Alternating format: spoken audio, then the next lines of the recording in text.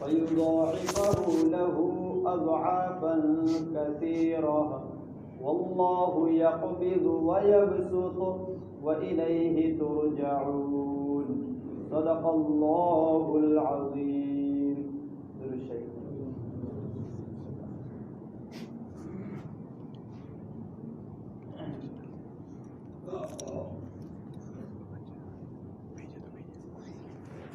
یہاں جو آیات کی تفصیل ہے تو پہلی آیت کریمہ کے اندر وبا کا تذکرہ ہے.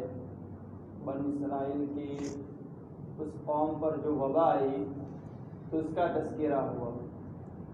پھر اس کے بعد اللہ تعالیٰ نے پورا موضوع الگ فقاتلوا فی سبیل اللہ، وبا کی آیت کے بعد قتال کی آیت کو بیان فرمایا. پہلے وبا پھر قتال، پھر قتال کی آیت کے بعد معیشت کے متعلق آیت کو بیان فرمایا. من ذا الذی یقرض اللہ قرضا حسنا. تو بظاہر تطبیق علماء نے مختلف تطبیقیں دی ہیں مفسرین کرام نے کہ پہلے یہ جو ترتیب ہے کہ پہلے وبا پھر قتال یعنی جہاد پھر اس کے بعد معیشت کے متعلق آیت، اس ترتیب کی وجہ کیا ہے؟ تو مختلف علماء کرام نے مختلف باتیں بیان کی، مگر موجودہ زمانے پر نظر رکھنے والے، گہری نظر رکھنے والے مفتی ابو لبابہ شاہ منصور، انہوں نے عجیب تطبیق بیان فرمائی. کہا کہ آیت وبا کے بعد قتال کو بیان کرنے کے ذریعے اشارہ اس بات کی طرف ہے کہ بہت سی وبائیں مینوپلیٹ اور آرٹیفیشیل ہوتی ہے. پہلے زمانے میں ایسا ہوتا تھا کہ مسلمان لوگ قبیلوں میں، دیہاتوں میں، قصبوں کے اندر آباد ہوتے تھے تو ان کے جانوروں کی غذاؤں کے اندر ایسی چیزیں ملا دی جاتی تھی جس کی وجہ سے ان جانوروں سے آنے والا دودھ مسلمانوں کو بیمار کر دیتا تھا. اس طرح وبا پھیل جاتی تھی مسلمان قصبوں کے اندر، مسلمان دیہاتوں کے اندر. تو جہاں کہیں تمہیں ایسا لگے کہ تمہیں وبا کے ذریعے سے متاثر کیا جا رہا ہے تو اس وقت ضروری ہے کہ ان متاثر کرنے والے قوم کے ساتھ تم قتال کرو، ان سے مقابلہ کرو. کیسے مقابلہ؟ جیسے تمہارے بس میں ہو. وبا کسی چیز کے ذریعے سے اگر پھیلائی جا رہی ہے، مینوپلیٹ ہے، اگر وہ مینوپلیٹ ہے یعنی اس کو آرٹیفیشیل طریقے پر عام کیا جا رہا ہے. ایک تو ایک قدرتی وبا پھیل گئی، جس طرح حضرت عمر کے زمانے میں تعاون امواج پھیل گیا تھا، یا ہر زمانے کے اندر تعاون پھیلتا ہی رہتا ہے. تعاون کا کوئی ایسا کوئی خاص دور نہیں ہے کہ بھئی سن ہجری فلاں کے اندر پھیلے گا، اب نہیں پھیلے گا، اب بھی پھیل سکتا ہے. تو وبا اگر پھیلائی جا رہی ہو تو قتال کرنا فرض ہے اس قوم کے ساتھ جو قوم وبا کو پھیلانے کا سبب بنے. پھر اس کے بعد قتال کی آیت کے بعد بیان فرمایا من ذا الذی یقرض اللہ، کہ وبا کے بعد سب سے بھیانک جو تباہی ہوگی وہ معیشت کی ہوگی. وبا کے بعد کسی بھی زمانے میں آپ دیکھ لو کہ جب طاعون پھیل جائے گا تو طاعون کے بعد لوگوں کی معیشتیں ختم ہو جائیں گی، لوگوں کا مالی نظام درہم برہم ہو جائے گا، لوگوں کی جیبوں سے پیسہ ختم ہو جائے گا. اس زمانے کے متعلق کہ طاعون کے بعد امیروں پر فرض ہے کہ جو صدقات زکوٰۃ نکالتے ہیں اس کے علاوہ قرض کا مستقل نظام چلائے تاکہ سودی لین دین کو بڑھاوا نہ مل سکے. ہوتا ہے ایسا کہ سودی لین دین پھر بڑھ جاتا ہے، سودی کاروبار پھر بڑھ جاتا ہے، تو یہ فرض ہے. تو ایک تو یہ بات ترتیب کے متعلق ہے. دوسری بات جو مجھے بعد میں جا کر یاد آئی، تتمے کے طور پر کل 2 باتیں بیان کر دی تھی مگر ایک تیسری بات بھی بیان کرنی ہے. وباؤں کے متعلق یہاں ہم نے حکم دیکھا تھا، ایک گزارش کے طور پر چلایا گیا تھا کہ وبا کو بھگانے کے لیے دیپ جلانے ہیں، مشعل جلانی ہے. یہ باقاعدہ مذہبی شعار ہے، یہ مذہبی شعار ہے. ایسے مذہبی شعاروں کی جگہ پر اسلام نے یہ تعلیم دی ہے کہ کوئی کٹوکٹی کا سمے آ جائے، وقت آ جائے تو زمانے میں اذانیں دو کہ اذانوں کے ذریعے سے یہ وبائیں ختم ہوگی. تعاون کو اگر ختم کرنا ہے تو مستقل طور پر چھتوں کے ذریعے سے اذانیں دی جائے. دیپ جلانے والے نہ ہم ہیں نہ دیپ جلانے کا مشورہ دیتے ہیں, اور اس سے فائدہ کیا ہوگا؟ کچھ بھی نہیں. تو اذان ہے, کہیں بھیانک آگ لگ جائے اذانیں دو, کہیں تعاون پھیل جائے اذانیں دو, کہیں حالات بالکل کنٹرول سے باہر ہو جائے کسی بھی وجہ سے اذانیں دو. ان اذانوں کے ذریعے سے حالات قابو میں آئیں گے. چاہے کسی بھی طریقے پر اذان دو, کوئی فرد ہے اگر معلوم ہوا کہ آسم کا اثر ہے, کنٹرول سے باہر ہے, اذان دو. کسی کو نظر بد لگ گئی, دانے کان میں اذان بائیں کان میں اقامت دو. یہ اعمال ہے, ان کے ذریعے سے وباؤں کو, آفتوں کو, حوادث کو, چاہے آسمانی ہو کہ زمینی ہو, دور کیا جا سکتا ہے.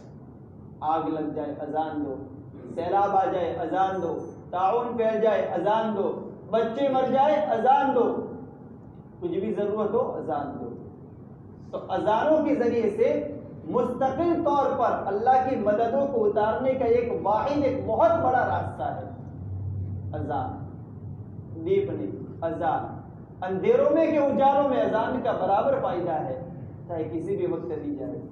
مگر اذانیں ہم دے اپنے گھروں میں باقاعدہ اس کا اہتمام کریں. جس طریقے پر قنوت نازلہ آفتوں کو دور کرنے کے لیے, بلاؤں کو دور رکھنے کے لیے ایک مؤثر ذریعہ ہے, ایسے ہی اذان ہے. اذانیں دیں. اسی لیے تو کہا کہ اذان اور اقامت اتنی بلند, اتنی عظیم الشان عبادتیں ہیں کہ ان کے مابین کوئی دعا رد نہیں کی جاتی. ہم اذانیں دے رہے, اقامت کہے, اذان دے رہے, اقامت کہے, اس کا مستقل طور پر گھروں کے اندر نظام چلائے. بہرحال تو وباؤں کو دور کرنے کا طریقے بہت سارے ہیں. صبح شام کی تسبیحات یعنی جو اللہ کے رسول سے منقول ہو کر آئی ہے, ان کا اہتمام کرے, حسن کا اہتمام کرے, حفاظت کی دعاؤں کا اہتمام کرے, اذانوں کا اہتمام کرے. گھروں کی چھتوں میں سورہ بقرہ پڑھ کر کے پانی کو گھروں کی چھتوں کے کناروں پر چھڑکے. یہ ساری چیزیں ہیں, ان کے ذریعے سے بلائیں ہمارے گھروں میں داخل نہیں ہوگی. تو بہرحال تو پہلے وبا آئے گی, اور اگر وبا تمہاری آرٹیفیشیل ہے تو قتال فرض ہے, اور اگر وبا قدرتی ہے کہ چاہے آرٹیفیشیل ہو, بہرحال تمہارا معاشی نظام درہم برہم ہوگا. من ذا الذی یقرض اللہ, کون ہے وہ ذات جو اللہ کو قرض حسن دے, اچھا قرض, ایسا قرض کہ جس قرض کے دینے کے پیچھے کوئی ذاتی مفاد چھپا ہوا نہ ہو. 1 لاکھ روپے کا قرض تو دیا, مگر ذاتی مفاد کے کام آئے گا, فلانا جب مال آئے گا تو اس وقت مزدور کے طور پر استعمال کر لیں گے. 1 لاکھ میں کسی کو غلام بنانا, اسلام نے یہ نظام نہیں چلایا. ہر وہ قرض کے جس قرض کے پیچھے چھوٹے سے چھوٹا فائدہ آ جائے, وہ قرض سودی کاروبار ہے, وہ سود ہے. امام ابو حنیفہ رحمۃ اللہ علیہ تو یہاں تک اہتمام کرتے تھے کہ قرض دینے کے بعد اس آدمی کے چھت کے سائے میں کھڑے نہیں رہتے تھے جس کو قرض دیا گیا ہے, ورنہ فائدہ ہو جائے گا. اتنا اہتمام ہوتا تھا.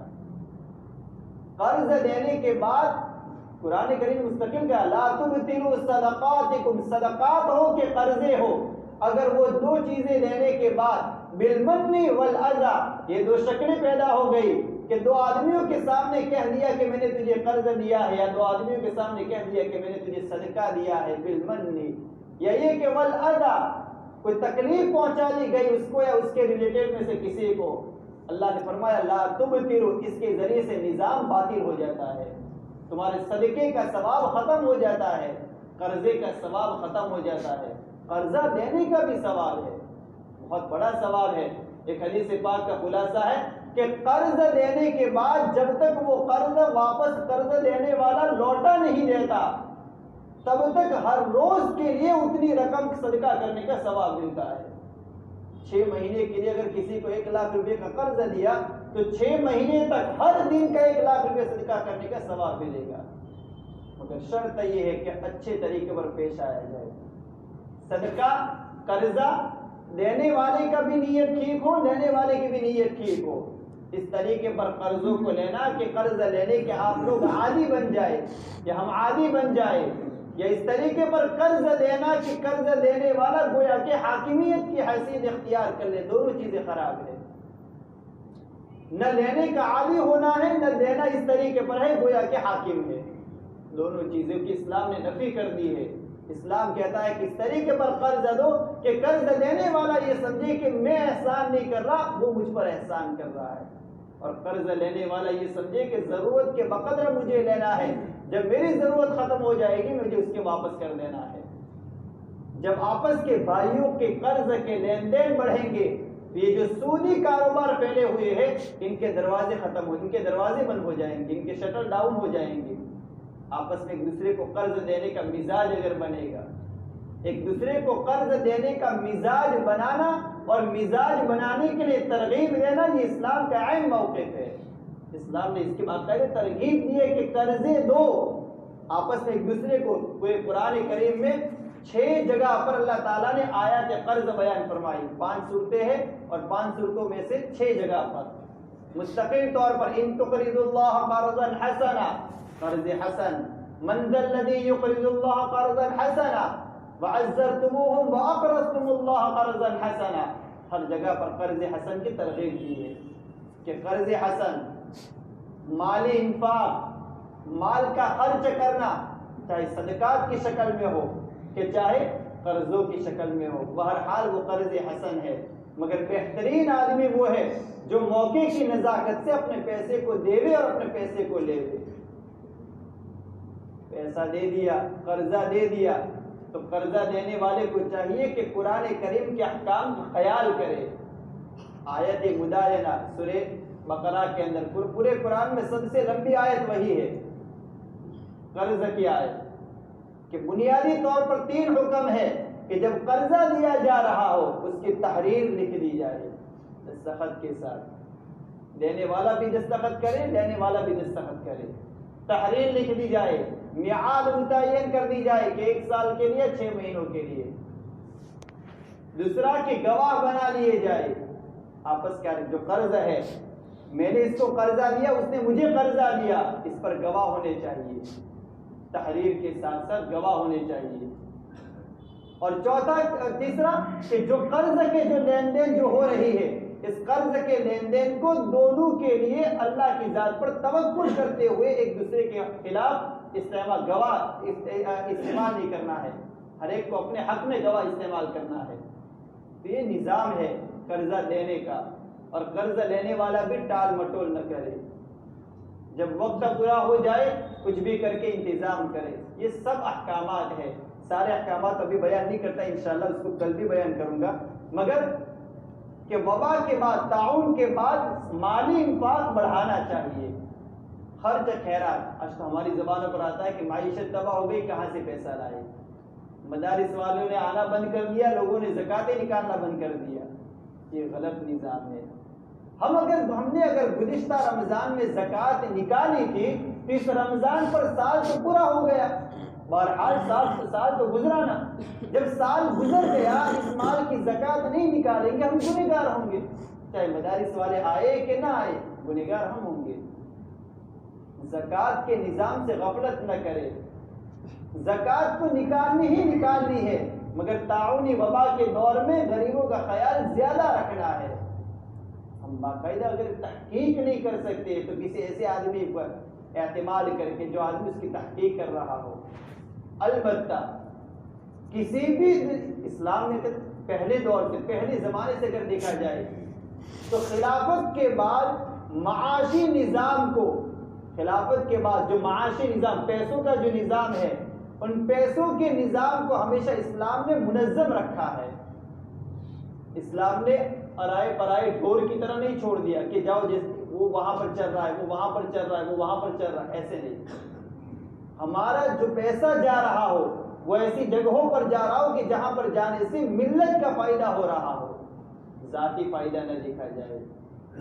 گھر کے اندر کام والی بائی آتی ہے تو اس کو دیوے 1000 روپے مہینے کا دیتے تو 1000 روپے مہینے کے علاوہ 1000 روپے مزید ہدیہ دیوے، مگر ہم اپنے پیسوں کو جو زکوٰۃ ہے اس زکوٰۃ کو کام والی بائی کی طرف اس لیے موڑ دیا کہ پورے سال پھر احسان جتلانے میں کام آئے گا، نہ زکوٰۃ ادا ہوئی نہ کام والی بائی کا فائدہ ہوا۔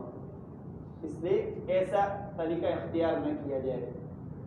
ہم اپنے لوگوں کو وہی پیسہ دے کہ جس پیسے کے ذریعے سے احسان نہ جتلا سکتے ہو اور ہماری عبادتیں بھی صحیح ڈھنگ سے ادا ہو سکتی ہو. بہرحال تو اس آیت کریمہ کے اندر طاعونی وبا کے دور کے بعد، یا یہ کہ طاعونی وبا کے زمانے میں جو معیشتیں برباد ہوتی ہے، ان برباد ہوتی معیشتوں کے زمانے میں اللہ نے باقاعدہ ترغیب دی ہے کہ زکوٰۃ کے صدقات اور نفلی اعمال کے نفلی صدقات اگر نہیں نکال سکتے تو کم سے کم قرضوں کا نظام چلاؤ، تاکہ لوگ بینکوں کے پاس نہ جائے. من ذا الذی یقرض اللہ قرضا حسنا. پھر انشاءاللہ بقیہ آئیں گے.